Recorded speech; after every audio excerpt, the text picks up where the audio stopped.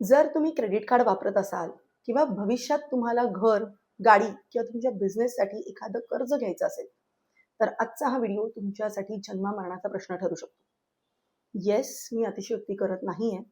कारण आर-बी-आयने सिबिल आणि इतर क्रेडिट रेटिंग कंपन्यांबाबत असे काही ऐतिहासिक नियम लागू केले आहेत, की ज्यांची माहिती जर तुम्हाला आज झाली नाही, तर उद्या एका रात्रीत तुमचा सिबिल स्कोअर इतका खाली येईल, की कोणतीही बँक तुम्हाला दारात उभं करणार नाही. पण येस, जर तुम्हाला हे नियम माहीत असतील, तर याच बँकांची मनमानी थांबवून तुम्ही त्यांच्याकडून दररोज ₹100 दंड वसूल करू शकता. येस, बँका आता तुम्हाला पैसे देणार आहे.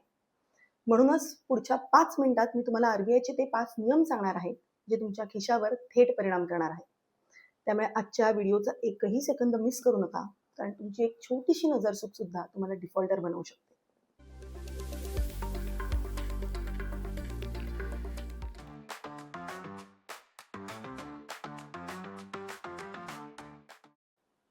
नमस्कार, मी सी.ए. प्रज्ञा शिरधनकर. आर्थिक जागृतीमध्ये तुमचं पुन्हा एकदा स्वागत आहे.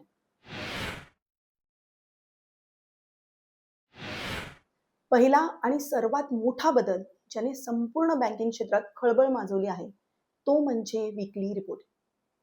पूर्वी काय व्हायचं, की जर तुम्ही तुमच्या लोनचा ई-एम-आय किंवा क्रेडिट कार्डचं बिल थकवलं, तरी बँक महिन्याच्या शेवटी ते सिबिलला अपडेट करायच्या.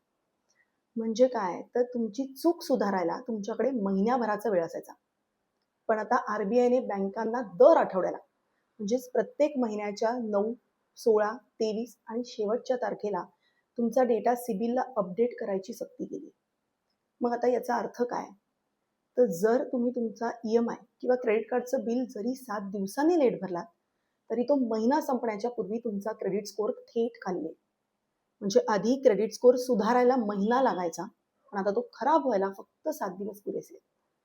आणि तुमची पेमेंट हिस्ट्री इतक्या वेगाने अपडेट होईल, की तुम्हाला सावरण्याची संधीही मिळणार नाही. आता येऊया त्या नियमावर ज्याने बँकेचे धाबे दणाणले आहेत, पण ग्राहकांना पावर दिली आहे. बऱ्याचदा काय होतं, की तुम्ही तुमचं कर्ज नील करता, ते क्लोज करता, बँकेकडनं एन-ओ-सीही घेता. पण बँकेच्या ढिसाळपणामुळे ते कर्ज अजूनही रिपोर्टमध्ये थकीत किंवा डिफॉल्टर लिस्टमध्ये दिसतं. तुम्ही बँकेचा उंबरठा झिजवता, पण कोणीही तुमचं ऐकत नाही. पण आता आर-बी-आयने स्पष्ट सांगितलं आहे, की जर तुमच्या रिपोर्टमध्ये काही चूक असेल आणि तुम्ही त्याची तक्रार केलेली असेल, तर बँक आणि सिबिल कंपनीला ती चूक 30 दिवसांच्या आत दुरुस्त करावीच लागेल. आणि जर त्यांनी ती चूक 30 दिवसांच्या आत दुरुस्त केली नाही, तर मग 31व्या दिवसापासून बँक तुम्हाला दररोज ₹100 दंड देईल, म्हणजेच कॉम्पेन्सेशन देईल. आणि जोपर्यंत ती चूक ते सुधारत नाही किंवा दुरुस्त करत नाही, तोपर्यंत तुमचा हा ₹100 मीटर चालूच राहील. त्यामुळे आता बँकांची मनमानी चालणार नाही आणि खऱ्या अर्थाने ग्राहकांना पावर मिळणार आहे.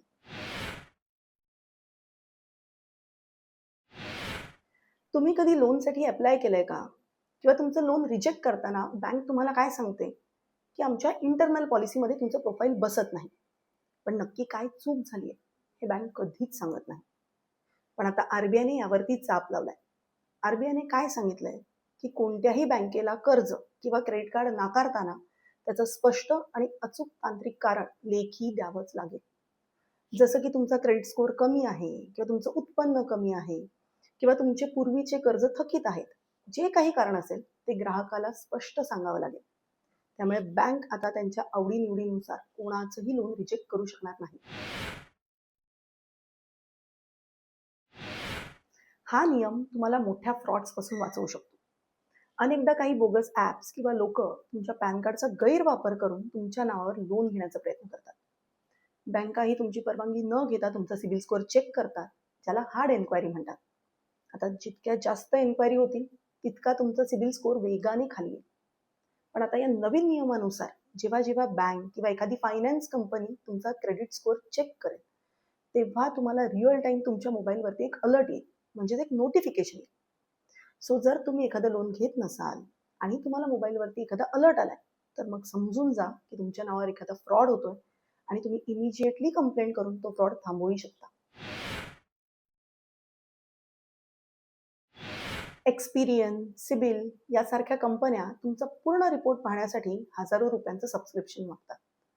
पण आता आर-बी-आयने स्पष्ट सांगितलं आहे, की प्रत्येक ब्युरोने वर्षातून एकदा प्रत्येक ग्राहकाला त्याचा रिपोर्ट पूर्णपणे मोफत दिलाच पाहिजे. आणि हा मोफत रिपोर्ट मिळवण्यासाठी त्यांच्या वेबसाईटवर एक डायरेक्ट बटन असणं अनिवार्य आहे, जेणेकरून ह्या कंपन्या ग्राहकांना फसवणार नाही. तर मित्रांनो, आरबीआयचे हे नवीन नियम तुमच्यासाठी फायद्याचे आहेत की तोट्याचे, हे पूर्णपणे तुमच्या शिस्तीवर अवलंबून आहे. जर तुम्ही वेळेवर पेमेंट केलात तर तुमचा क्रेडिट स्कोर हा रॉकेट सारखा वर जाईल.